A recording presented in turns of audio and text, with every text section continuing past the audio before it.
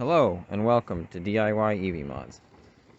Today what we're going to be doing is creating new brackets to go from the body onto the bumper cover. So you can see that, let me see if I can get my light turned on here.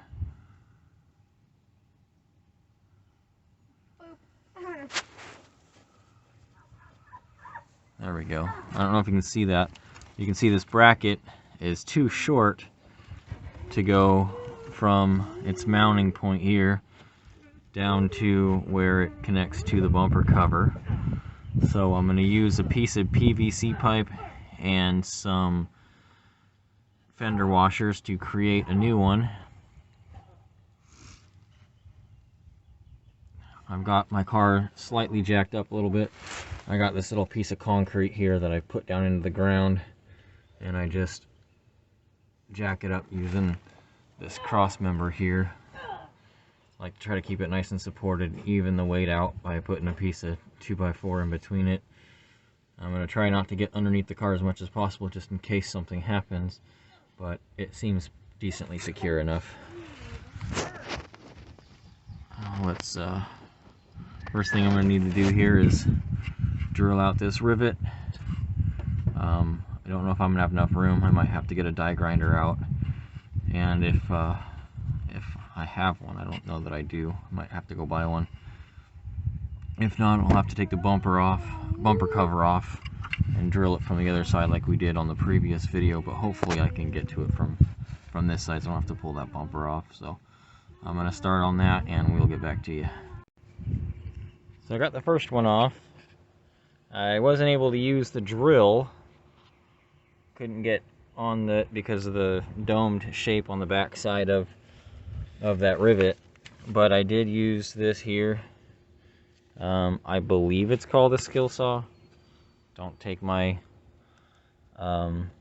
definite word on that one, because names of saws is not my forte. But yeah, I was able to get this on the back side of it and just sawed it off. Took a little bit of time, but it worked, so I'm going to go ahead and get that second one off. The second one came off a little harder. I used that newer rivet and it created a different look on the back side of it, but I was able to saw most of it off with the saw here, and then it created a flat spot, which then I used a punch and my hammer and just hammered it off, and it eventually came out. So this is what we're left with. What I'm going to do now is I'm going to get a piece of PVC pipe. I'm going to stick it right here between there and there and mark it so I know where to cut, and then we'll cut it. We'll epoxy the washers to it so that the rivets have something to hold on to, and then we'll rivet in place. So I'm gonna go get that up and cut it down a little bit so that it'll actually fit down in there, because I've got a long piece. Okay, so I got my tape measure out. I'm gonna measure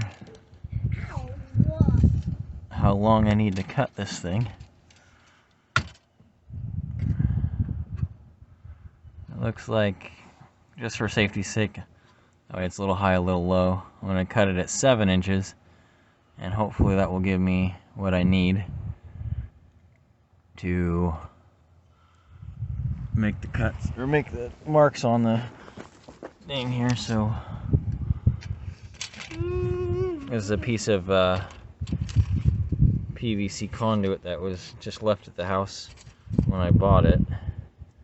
So we'll mark it, cut it down, and then we'll mark our angles so we can cut the angles using that skill saw that we got there. So I just held the PVC up against, I was trying to record it, but I couldn't hold on to the camera and mark at the same time. So I just held this up to the sides of the mounts, and I made these marks here. Now I'm going to cut them and do a little test fit, see if it's going to work on there. Okay, so now I got them cut. Cut them a little bit short because I'm going to have to make up for, you know, the size of the washer that's going to go on there. Hopefully I didn't cut them too short, but there is a little bit of flex here, so it should be alright. So now I'm going to epoxy those washers on here, and those are going to have to dry, or it's going to have to set, I mean. So I'll have to start back up on this later when the epoxy has fully set. Okay, so here I have my two pieces that I cut. I've got my, these are 1/4 inch washers. Yes, 1/4 inch fender washers. And the epoxy.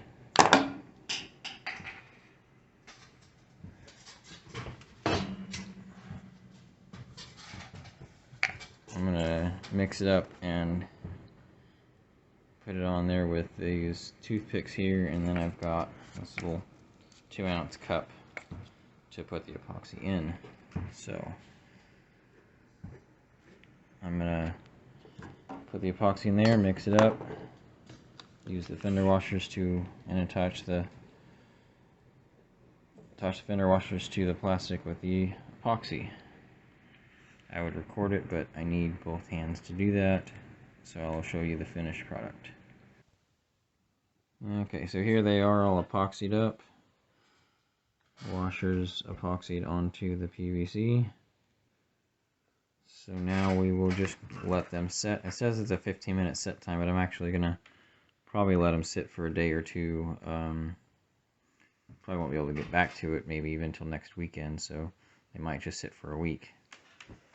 But once those get on, I will try to record getting them riveted back onto the car.